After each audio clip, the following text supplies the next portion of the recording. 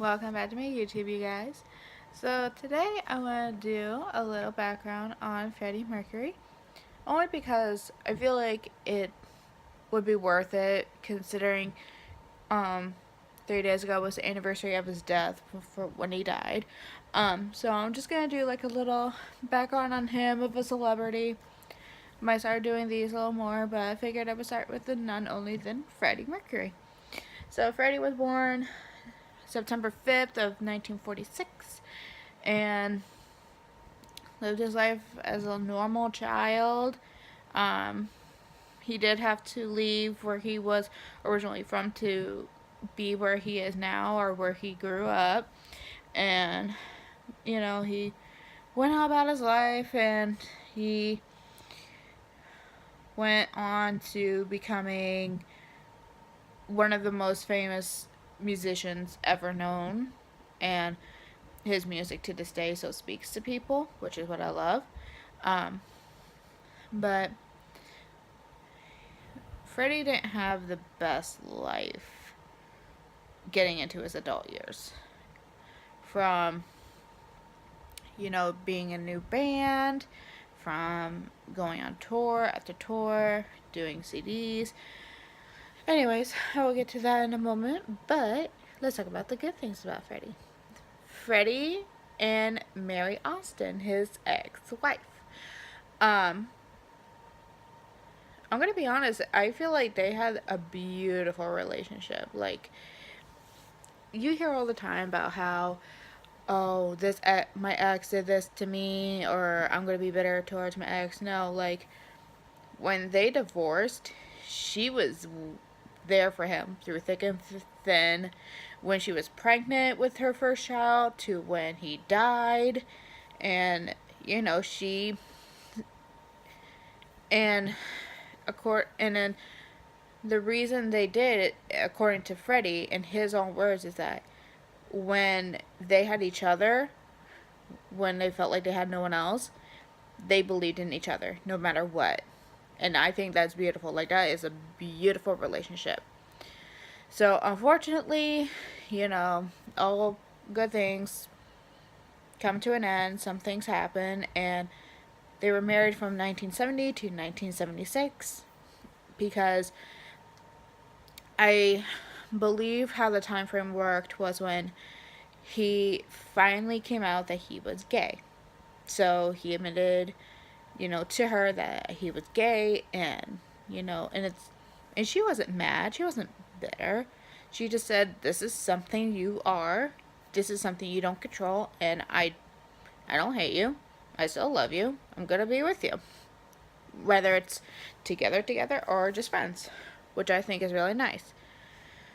So, unfortunately, when that came to light, Freddie got into really hard drugs, into drinking due to one of the guys he worked with. I believe his name was John. And John was that person who I believe that he kind of used Freddie to his advantage to get what he wanted.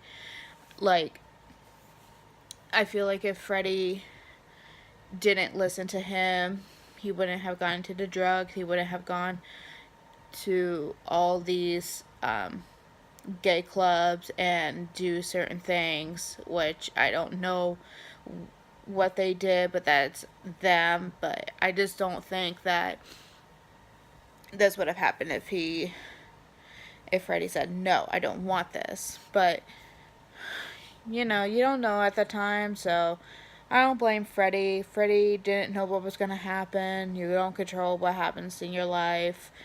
So I'm hoping that doesn't offend anyone. Like, I just think, to me personally, like, if John didn't introduce him into a life that he lived, then Freddie would not have been, like, so wild. I want to put it as nicely as I could. So, anyway, so, there's that. And then, after so long, he, and I don't know the whole story. People believe that his former partner, Jim Hutton, was tested positive for HIV, but I don't believe it was from him. I believe that it was probably from all the sex parties and all of the going out and the drugs and people he was with that John introduced him to. I believe that that's how he got it, but and Jim and Freddie had, again, like, Freddie had a beautiful relationship with Jim. Like, may not have started out like how it was with Mary and him, but at the end of the day, those two were always there for him, for what, no matter what. And that's the kind of support some people need. So they had a long-term relationship. They got married in 1985, all the way to Freddie's death in 1991. He died due to, I cannot pronounce the word, so forgive me, so I'm just going to explain it. It is he died from complication of AIDS and inflammatory condition of the lungs. So it was a mix of both. And then some say that he enhanced his chances to die because he was not getting treatment. He didn't want to continue treatment because he didn't want to keep prolonging what everyone was foreseeing. And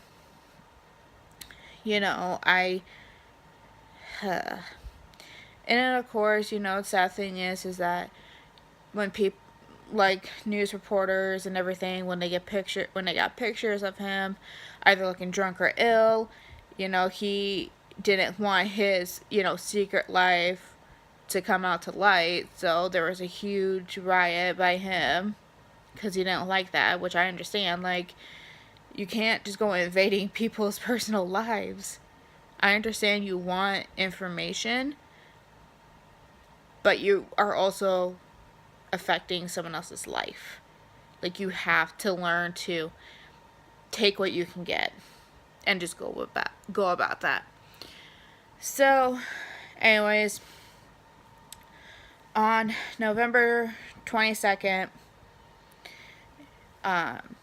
before I say anything about that, he did deny about having HIV. He did deny about all these accusations because he personally did not want people to feel petty for him.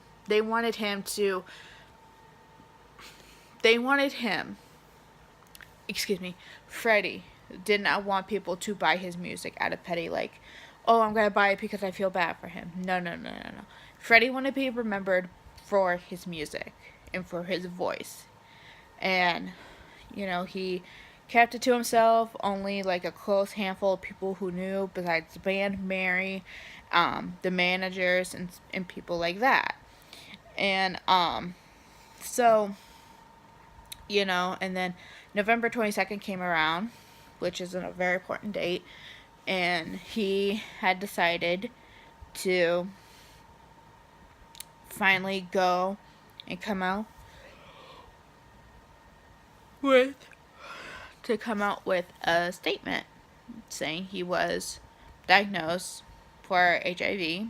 And for him to come out and finally say that probably got a whole weight off his chest, so he could not, I don't think he wasn't ashamed.